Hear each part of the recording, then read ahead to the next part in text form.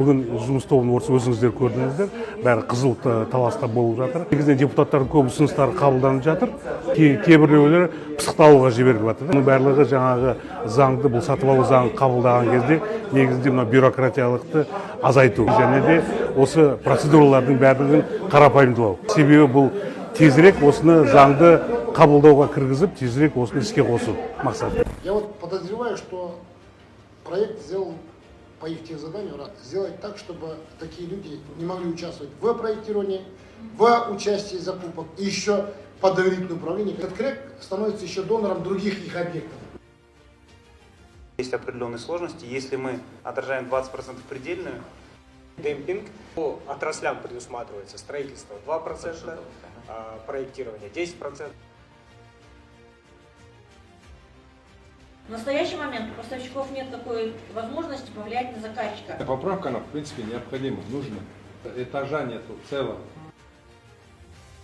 Заключение о чем будет даваться? О том, что было ЧС, заключение будет выдаваться? Вот этот пункт, в случае присмотра следующего пункта приобретения товаров, относится к предотвращению. Заказчик может под эгидой предотвращения что угодно делать. Да, это идет предотвращение. Как это происходит? Где этот порядок прописан? То есть я Аким, я пригласила к себе местных санитарки, да, СЭС, и сказала, давай признай, что у нас там сейчас может возникнуть вспышка заболевания.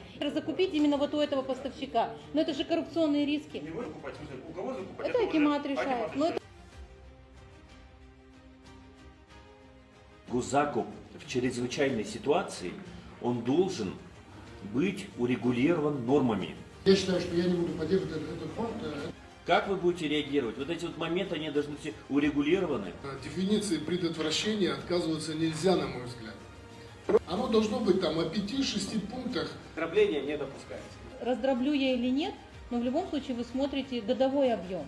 Это, понимаете, заказчики тоже разные бывают. Через 2 еще раз ручку купить, 2, опять же этим способом. То есть он может таким образом дробить каждый месяц по 100 МРП.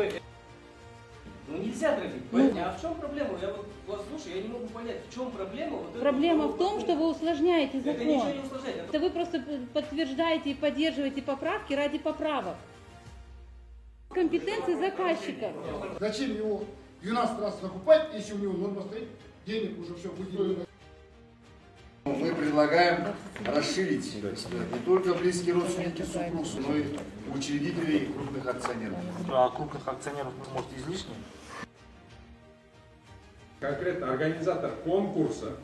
Жемқорлыққа деген рисктің бар екендігін жоймайды деп ойлаймын. Геокпортал их пропускает в этой части.